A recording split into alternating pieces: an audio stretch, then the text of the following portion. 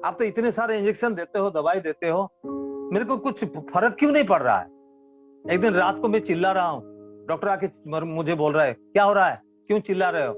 मैंने कहा मेरे को बहुत तकलीफ हो रहा है, बहुत पेन हो रहा है।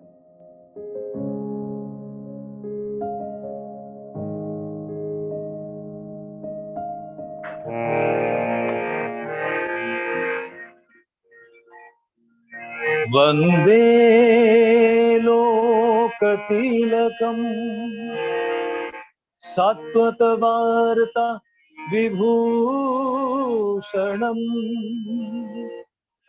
अमरकृत्योत्सारणम् प्रबुद्धम् लोकजीवनम्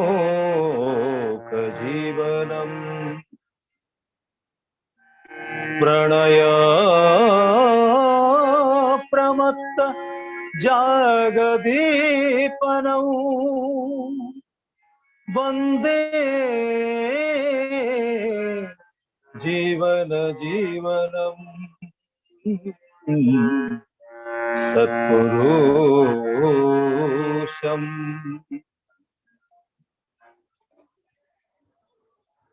जय गुरु। पहले से मैं क्षमा मांगता हूं कि जो महेश्वर भाई ने लिखे हैं कि एमिनेंट स्पीकर, मुझे जो लोग जानते हैं वो तो अच्छी भली भली बात जानते हैं, एमिनेंट स्पीकर तो नहीं हूँ, स्पीकर भी नहीं। दूसरी बात है, जो सब्जेक्ट रखा गया है, मैंने वो सब्जेक्ट के ऊपर अभी मेरे जो स्थिति है उसके ऊपर आलोकपात करना मेरे लिए मुश्किल है। मैं अभी 2 दिन पहले से मैं अच्छी तरह बोल नहीं पा रहा था, अभी मैं बोल पाने लायक हो गया हूँ, क्योंकि जो ब्रीदिंग प्रॉब्लम था अभी ठीक हो गया है, अभी मैं बोल पाता हूँ। तो अभी जिस हाल में मैं गुजरा हूँ उसके बारे में थोड़ा सा आलोकपात करके, और जो जैसा जैसा भाव ठाकुर जी बनाएंगे मैं थोड़ा सा बोल के मैं अपना वक्तव्य को विराम दूंगा। जैसे आप सब लोग जानते हैं कि हम पूरे परिवार कोविड हो गए थे और हॉस्पिटलाइज हुए थे। इसके लिए मैं तहे दिल से, हृदय के गभीरतम कोण से, मैं जो लोग मेरे लिए ठाकुर जी के चरणों में मेरे को बचाने के लिए मेरे स्वास्थ्य कामना किए हैं, व्याकुल प्रार्थना किए हैं, सबके लिए, सबके पास मैं चिर ऋणी हूं। और ठाकुर जी के चरणों में सारे गुरु भाई, खास करके जो जतिनदा, महेश्वर भाई, आप सब लोग जानते हैं कि जतिनदा खाली ज्ञानी गुणी वक्ता नहीं है, मेरे हिसाब से परम भक्त है। और भक्त की प्रार्थना जो है ठाकुर जी मंजूर करते हैं। और जतिनदा का जो प्रार्थना है, महेश्वर भाई का जो प्रार्थना है, सारे गुरु भाइयों का प्रार्थना, और एक आदमी का नाम मैं लेता हूं जिनके माध्यम से मेरी दीक्षा हुई थी, जिनकी प्रेरणा से, वो है भास्कर बारिक। उनकी जो व्याकुल प्रार्थना है, और जो फिजिकली मेंटली हर चीज में मेरे को जो बहुत ही हेल्प किए हैं, मैं मरते दम तक उनको भूल नहीं पाऊंगा। वो हम आज जुड़े हुए हैं बबीता भाऊजो और उनके पतिदेव RM पटनायक जी। उनका उनका जो हेल्प मैं कभी नहीं भूल पाऊंगा। हॉस्पिटल से एडमिशन से लेकर अब तक हर पग पग में वो मेरे को मॉनिटरिंग करते हैं। और हमारे जो डॉक्टर, जो हमारे गुरु भाई है डॉक्टर दिव्य भाई, उनका जो हर हर सिचुएशन में मेरा प्रेस्क्रिप्शन से लेकर सब कुछ वो जो हमको गाइड करते थे, उनका ऋण भी मैं चुका नहीं सकता कभी भी। केवल मेरे पास इतने सामर्थ्य है, मैं ठाकुर जी के चरणों में प्रार्थना करता हूँ सबके सबके स्वास्थ्य निरामय जीवन और इष्टमय जीवन के लिए मैं ठाकुर जी के चरणों में प्रार्थना करके मेरे वक्तव्य में शुरू करता हूं।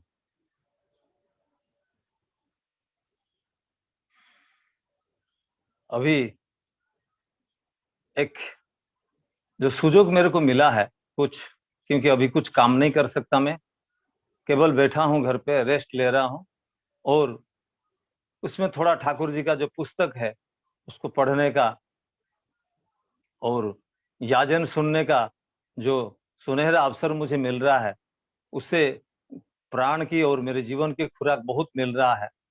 जो थोड़ा बहुत मैंने खुराक अर्जन किया है, जो जानकारी हासिल किया है, उसको थोड़ा आलोकपात करूंगा।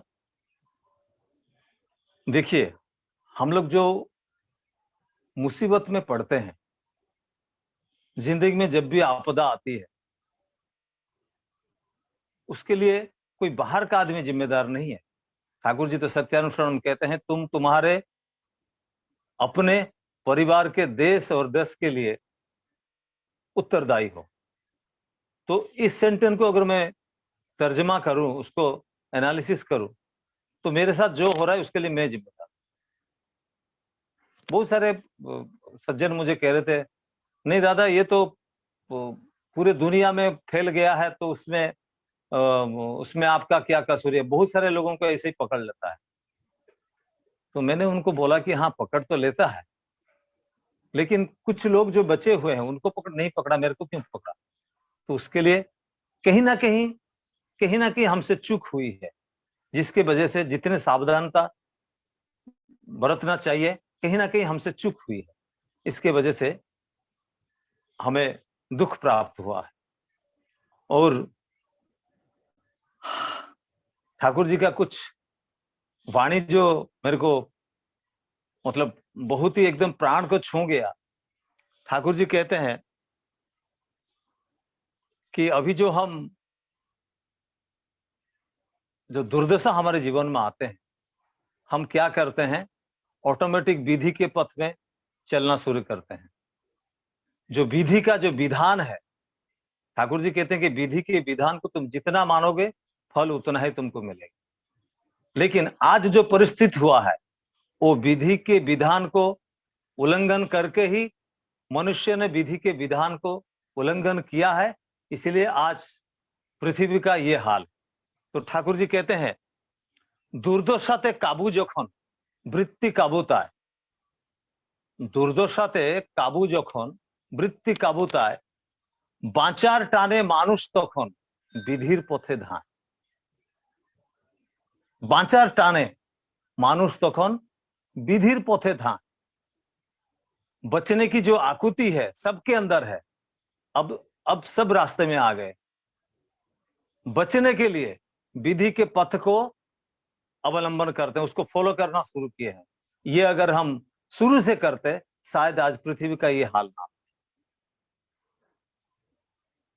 और ठाकुर जी कहते हैं कि, और एक वाणी में कहते हैं कि जो हम लोग सत्संगी है, ये हमारे लिए ज्यादा एप्लीकेबल है। बाहर के लोगों को तो इतना समझ में भी नहीं आएगा। जो हम लोग ठाकुर जी के शरणापन्न है, तो ठाकुर जी ने जो उंगली आंख में दिखाकर सब कुछ क्लियरली समझा कर गए हैं। हम लोग क्या करते हैं? कुछ दिन, कुछ समय के लिए, कुछ दिनों के लिए उस भाव में भावित होकर चार्ज होकर रहते हैं, फिर अपने जो दुनियादारी में जब आके फिर ये करते हैं, फिर उसमें शिथिलता आ जाती है। वही फांक में दुर्दशा हमारा गला पकड़ता है। तो ठाकुर जी कहते हैं कि जेई प्रयोजन कोरछे शिथिल इष्ट स्वार्थ प्रतिष्ठा, जेई प्रयोजन कोरछे शिथिल इष्ट स्वार्थ प्रतिष्ठा, निहात जानी सेइटी तो डाकचे खुले मरण द्वार। हम लोग कर्म का दुहाई देते हैं, ये कर्म ही पूजा है। ये सब मतलब मेरे जो इतने दिनों में मैं बहुत सारे अपने आप को एनालिसिस किया, तो करके मेरे को मिला है, मैं वही आपको शेयर करता हूँ। हम लोग कर्म के दुहाई देते हैं। मैं अपने आप को बोल रहा हूँ, मैं कर्म का दुहाई देता हूँ कि कर्म ही पूजा है। करके ठाकुर जी के काम में थोड़ा शिथिलता आ जाती। लेकिन कर्म करते हैं तो कौन सा कर्म करते हैं भाई? ये कर्म तो अपने प्रवृत्ति को फुलफिल करने के लिए। मैं कहता हूं तो मैं संगीत करता हूं, संगीत का कर्म करता हूं, मेरा पेशा संगीत है। लेकिन जो संगीत करता हूं वो ठाकुर जी को फुलफिल कर रहा है? जो मैं बिजनेस करता हूं क्या वो ठाकुर जी को फुलफिल कर रहा है? जो मैं डॉक्टरी कर रहा हूं वो क्या ठाकुर जी को फुलफिल कर रहा है, या अपने खाली अर्थ उपार्जन के लिए वो कर्म कर रहा हूं? इसलिए बांग्ला गीता में श्री कृष्ण कहते हैं, कृष्ण प्रीत्यार्थे कर्म करो धनंजय, यहा छाड़ा जत कर्म बंधन निश्चय। यानी कि कृष्ण प्रीत्यार्थ, कृष्ण के प्रीति के लिए जो कर्म ठाकुर जी अनुमोदित कर्म है, ठाकुर जी को जो कर्म पसंद है, जो उनके चाहत के मुताबिक है, कृष्ण प्रीत्यार्थे कर्म करो धनंजय, यह छड़ा जत कर्म, इसके अलावा जितना कर्म है वो सारे बंधन है। हम कहते हैं वर्क इज वर्शिप, सारे वर्क वर्शिप नहीं होता है। सारे वर्क, जितने वर्क है, हमारे बहुत सारे दोस्त है कह रहे कि यार कर्म छोड़ के कौन सा धर्म होता है? हाँ, कर्म छोड़ के धर्म नहीं होता है, लेकिन वो कर्म जो है धर्मानुमोदित होना चाहिए। धर्मानुमोदित क्या है? वो धर्म के जो मूर्त प्रतीक है वो है परम पुरुष।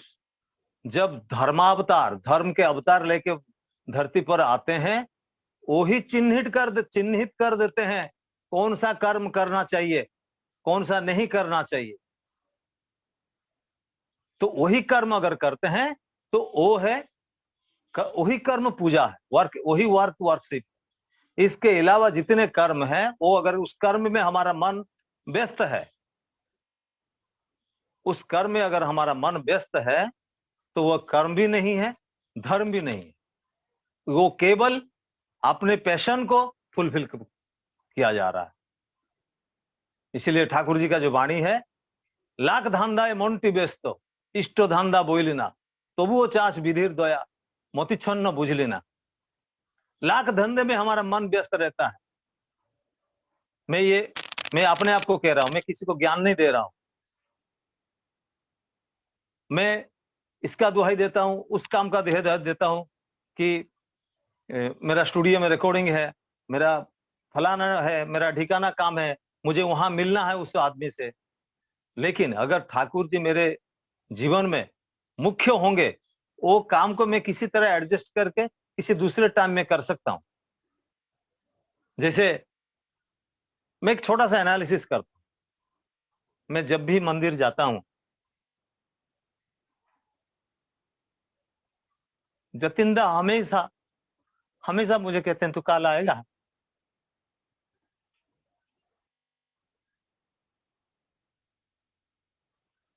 प्रार्थना करने के लिए तू कल आएगा। मैं जाता हूं, लेकिन कभी कभी कॉम्प्रोमाइज करके नहीं जाता हूं। मैं, ये मेरा कसूर है, लेकिन इतने दिनों के एनालिसिस के बाद मैं यही निष्कर्ष में पहुंचा कि कोई भी अगर कहीं किसी तरफ से, ठाकुर जी खुद आके हमको नहीं बोलेंगे कि ये मेरा कर्म कर, ये हाँ मेरा मंदिर बनता है, यहाँ अर्घ्य दे, खुद नहीं बोलेंगे, वो किसी ना किसी के माध्यम से बोलेंगे। अगर वो वही ठाकुर जी का निर्देश है, अगर हम उसको इग्नोर करते हैं तो उसी फांक से हम विपर्जय का सम्मुखीन होते हैं।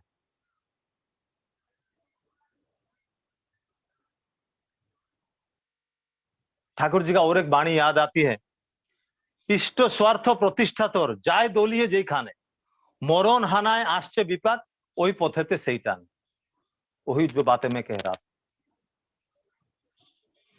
कि इष्ट स्वार्थ प्रतिष्ठा, इष्ट स्वार्थ प्रतिष्ठा में मेरे हिसाब से जो भी ठाकुर जी का काम है, अगर मैं मंदिर में जाके प्रार्थना करता हूं या मैं ऑनलाइन सत्संग में गाना गाता हूं, या मंदिर में जाके सफाई करता हूं, या मैं जाजन करता हूं, किसी भी मीडियम से मैं ठाकुर जी का काम करता हूं, वो इष्ट स्वार्थ प्रतिष्ठा है। तो वहां कहते हैं कि ठाकुर जी कहते हैं कि जहां जहां वो थोड़ा टल मटल हो जाता है, थोड़ा हिल जाता है निष्ठा में, तो वही फांक से दुर्दशा आके हमको घेरता है। जैसे जतिंदा हमेशा कहते हैं कि जो कहता है कि ठाकुर जी के काम के लिए मेरे पास समय नहीं है, तो उसके पास समय नहीं है, उसके लिए उसके बदले में असमय उसके लिए वेट कर रहा है। जो असमय है, जो कहता है कि मेरे पास समय नहीं है, तो ठाकुर जी कहते हैं कि वो समय का जो विपरीत है, जो असमय है, वही वेट कर रहा है तुम्हारा गला पकड़ने के लिए। इसलिए हमें जो ठाकुर जी के कर्म में जितने मैक्सिमम टाइम अपने आप को निछावर करके रखेंगे, उतने मंगल के अधिकारी होंगे, उतने दुख से बचेंगे, उतने आपदाओं से बचेंगे। और दूसरी बात है, जो नाम है, हम जैसे बाबाईदा कहते हैं कि हमने जो दीक्षा लिया है, नाम ध्यान करने के लिए हमने लिया है। जो दीक्षा के लिए तो हम पता नहीं कितने कितने बातें हम सुने थे, लेकिन बाबाईदा ने इतने सहज करके बोल दिए। दीक्षा हम लिए थे एक अच्छा इंसान बनने के लिए, धर्म के रास्ते पर चलने के लिए, अच्छे कर्म करने के लिए, अपने चरित्र को सुधारने के लिए। लेकिन ये बात तो सब सही है, लेकिन उसके रूट को अगर जाए, ये सब तब हो पाएगा। बाबाईदा इसलिए कहते हैं कि हम दीक्षा लिए हैं नाम ध्यान करने के लिए।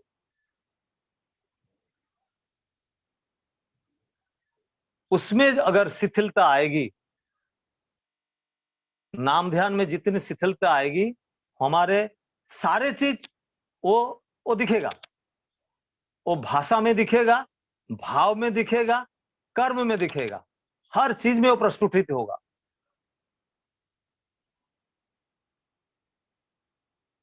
जब मैं 8 दिन जो हॉस्पिटल में था,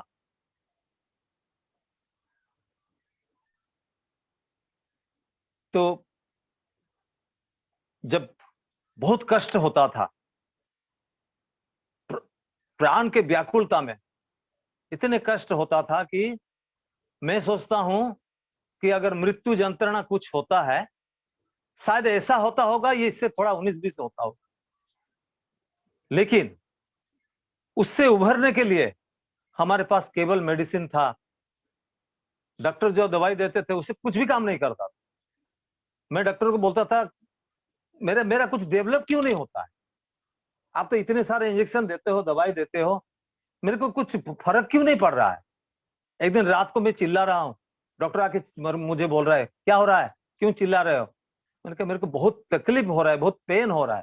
बोले क्या हो रहा है, बताओ तो सही। तो मैंने कहा कि मैं उसको कैसे एक्सप्रेस करूं, मैं उसको एक्सप्रेस नहीं कर सकता।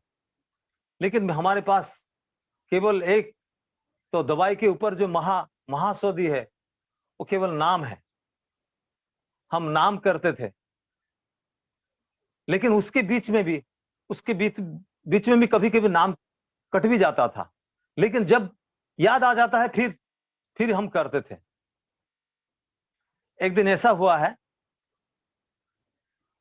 शायद सेकंड डे, मेरी मिसेस तो मेरे साथ में गई थी, और हम दोनों का इंटरकनेक्टेड कमरा था।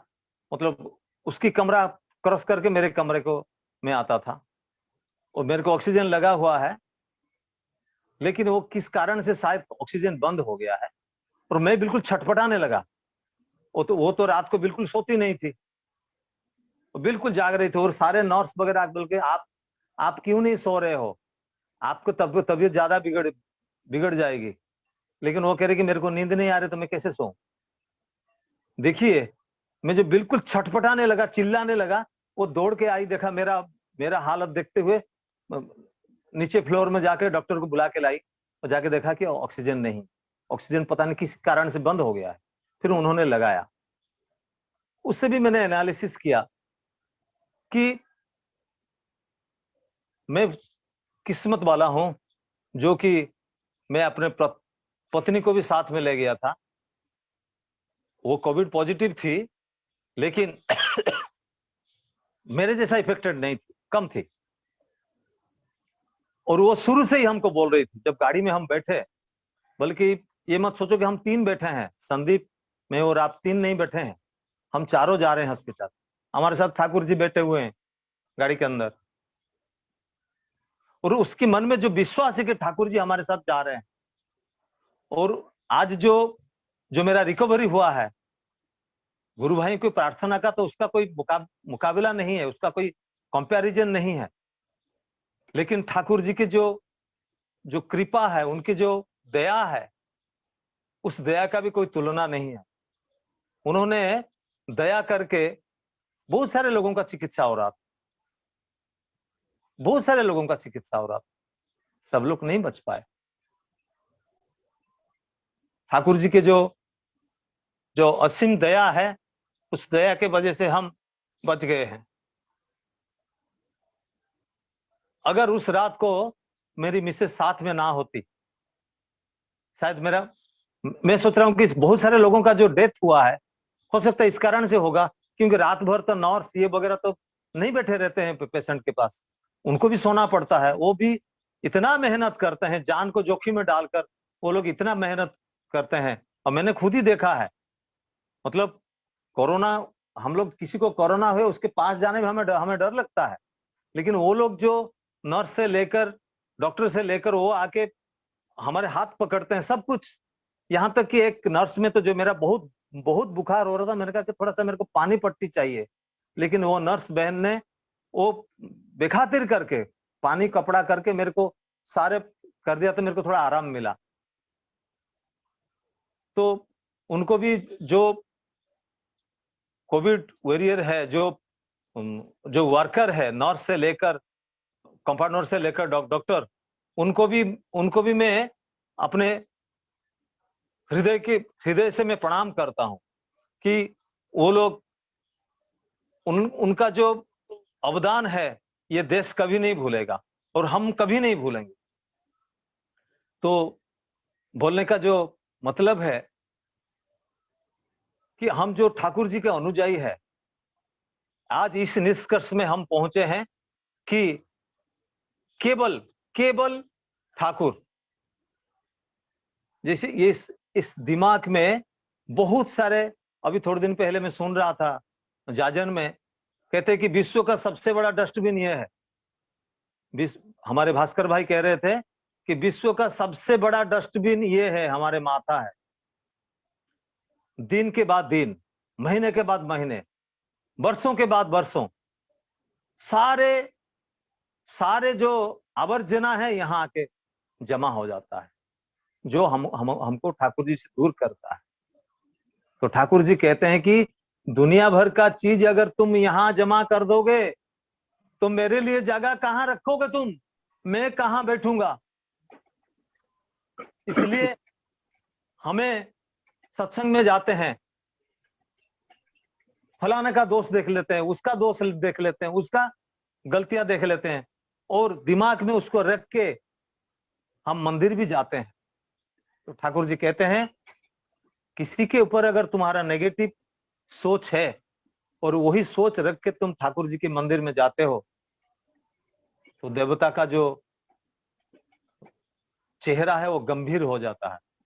ये हम बहुत बार सुने हैं, बहुत बार सुने हैं जतिनदा के मुख से, लेकिन ये मैं आज उसको एनालिसिस करता हूं कि हम ठाकुर जी हमको मिले हैं, एक इतने वैल्यूएबल चीज मिले हैं हमारे घर। जो हमको प्राप्त हुआ है, ये जो भौतिक वस्तु है, वो कुछ नहीं है, वो कुछ नहीं है।